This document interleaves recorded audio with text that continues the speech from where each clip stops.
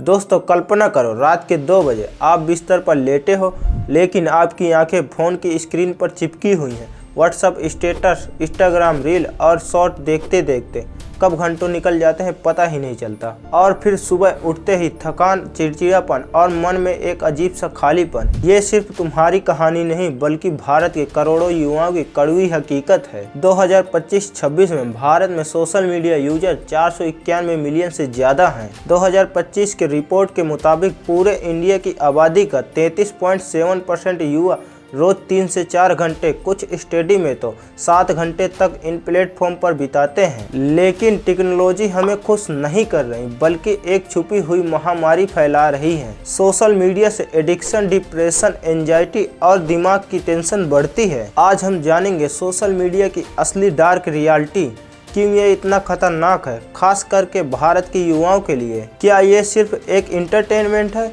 या हमारा दिमाग और समाज डेमोक्रेसी को धीरे धीरे बर्बाद कर रहा है? चलिए समझते हैं कुछ स्टडी, रियल लाइफ एग्जाम्पल और एक्सपर्ट की वार्निंग के मदद से। तो सबसे पहले समझते हैं सोशल मीडिया हमारे दिमाग को अपने कंट्रोल में कैसे लेता है। असल में ये प्लेटफॉर्म एक साइकोलॉजिकल ट्रिक इस्तेमाल करते हैं जिसे कहा जाता है वेरिएबल रिकॉर्ड सिस्टम। अब इसे आसान भाषा में समझते हैं। जब आप कोई पोस्ट डालते हो तो कभी ज़्यादा लाइक आते हैं, कभी कम, तो कभी कमेंट की बारिश होती है और कभी बिल्कुल सन्नाटा।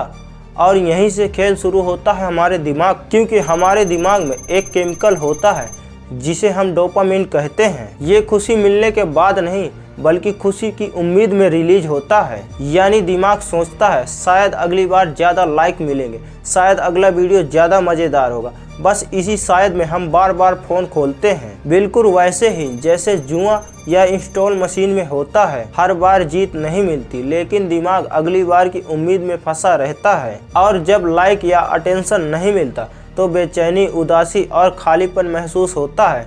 उस बेचैनी से बचने के लिए हम फिर से स्क्रॉल करने लगते हैं, क्योंकि यह पूरा मैकेनिज्म सिर्फ थ्योरी नहीं है बल्कि इसके नतीजे आज भारत के युवाओं के मेंटल हेल्थ और फिजिकल हेल्थ में साफ दिखने लगे हैं। भारत में 18 से 25 साल के युवाओं में हर 4 में से 1 युवा सोशल मीडिया की लत का शिकार हो चुका है। साउथ इंडिया के कॉलेज स्टूडेंट पर हुई 2025 के स्टडी में पाया गया है करीब 37% स्टूडेंट सोशल मीडिया की वजह से ये समस्या जैसे नींद न पूरी होना, आंखों में जलन, थकान और चिंता और घबराहट फेस कर रहे हैं। एक दूसरी स्टडी बताती है कि अगर सोशल मीडिया का इस्तेमाल ज़्यादा हो जाए तो डिप्रेशन के लक्षण करीब 41% तक बढ़ जाते हैं। आमतौर पर लड़कियों में, जहां बार बार खुद की तुलना दूसरों से करने की वजह से खुद पर भरोसा और मेंटल हेल्थ दोनों कमज़ोर हो जाती हैं। क्योंकि आज के समय में मिडनाइट स्क्रॉलिंग यानी देर तक फ़ोन चलाना आम हो चुका है, लेकिन इसका सीधा असर हमारी नींद पर पड़ता है। नींद खराब होती है और नींद न पूरे होने के कारण स्ट्रेस अपने आप बढ़ने लगता है। रिसर्च बताती है कि लगभग 27% युवा में सोशल मीडिया ज़्यादा यूज करने की वजह से डिपेंडेंसी के संकेत दिखने लगे हैं। मतलब पढ़ाई या काम में ध्यान नहीं लगना, जल्दी थक जाना और बर्नआउट महसूस होना, और तो और धीरे धीरे असल जिंदगी के रिश्ते में दूरी भी बन जाना। एक और बड़ा लेकिन अक्सर नज़रअंदाज करने वाला मुद्दा है साइबर बुलिंग, यानी ऑनलाइन ताने, ट्रोलिंग और हरेसमेंट का शिकार होने वाले लोगों में एंजाइटी और डिप्रेशन का खतरा लगभग 2 गुना बढ़ जाता है। यानी जो लोग ऑनलाइन हरेसमेंट का शिकार झेलते हैं उनमें मानसिक परेशानियां होने की संभावना 2 गुना ज़्यादा होती है। और आज के समय का शॉर्ट फॉर्म कंटेंट जैसे रील और यूट्यूब शॉर्ट हमें तेज इंटरटेनमेंट तो देता है, लेकिन इसके साथ साथ हमारी याद रखने की ताकत धीरे धीरे कम होने लगती है। क्योंकि जब हम घंटों तक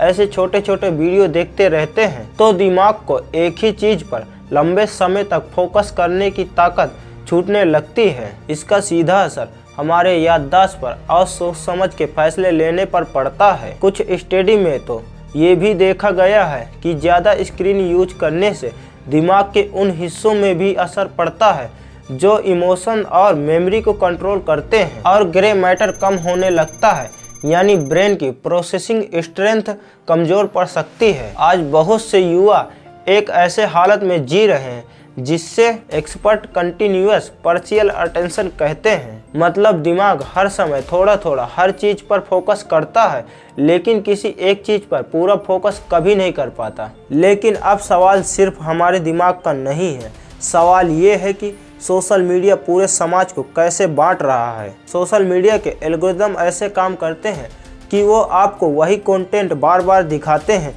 जिससे आप पहले से सहमत होते हो। अगर आपको किसी एक सोच का वीडियो पसंद आया तो प्लेटफॉर्म समझ लेता है इसे यही दिखाते रहो, जिससे धीरे धीरे आपके सामने दूसरी राह दिखनी बंद हो जाती है और यही चीज़ बनाती है इको चैम्बर। मतलब आप अपनी ही आवाज़ को बार बार सुनते रहते हो। इसका नतीजा ये होता है कि लोगों को लगने लगता है कि मैं ही सही हूँ और दूसरों की सोच गलत नहीं बल्कि दुश्मन लगने लगती है। और असहमति की जगह नफरत आ जाती है, जहाँ लोग दूसरों की सोच से सिर्फ असहमत नहीं होते बल्कि नफरत करने लगते हैं। क्योंकि भारत में गलत जानकारी यानी कि मिस इन्फॉर्मेशन सबसे ज़्यादा व्हाट्सएप फॉरवर्ड और शॉर्ट रील के जरिए फैलती है। क्योंकि 2016 में जियो आने के बाद इंटरनेट सस्ता हो गया और स्मार्टफोन हर हाथ में आ गए।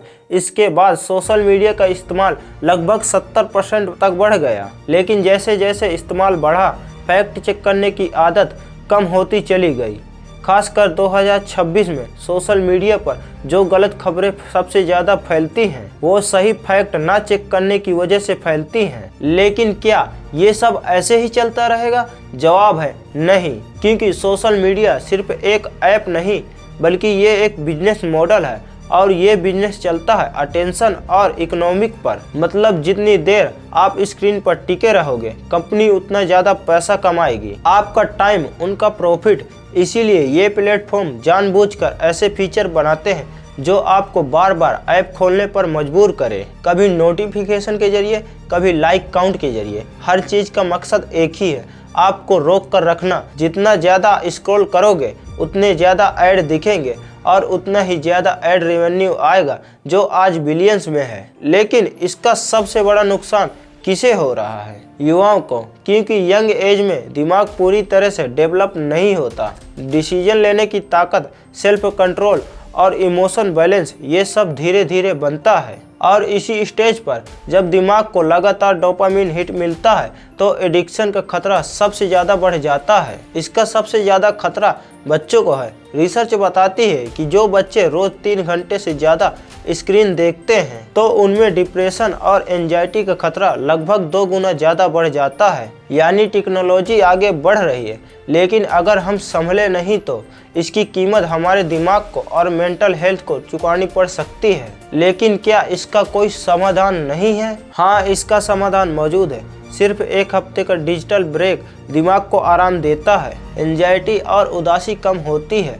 और स्कूलों में फ़ोन फ्री टाइम और डिजिटल समझ जरूरी है ताकि बच्चे सही और गलत कंटेंट पहचान सकें। घर पर फैमिली के साथ टाइम स्पेंड करो, आउटडोर खेल और मेडिटेशन को प्राथमिकता दो, क्योंकि सोशल मीडिया हमें जोड़ता है लेकिन इसका एक डार्क साइड भी है। आज हम ऑनलाइन तो बहुत कनेक्टेड हैं, लेकिन पहले से ज़्यादा अकेले भी हो रहे हैं। इसीलिए आज से कुछ छोटे छोटे कदम उठाओ और अपने स्क्रीन टाइम की लिमिट लगाओ।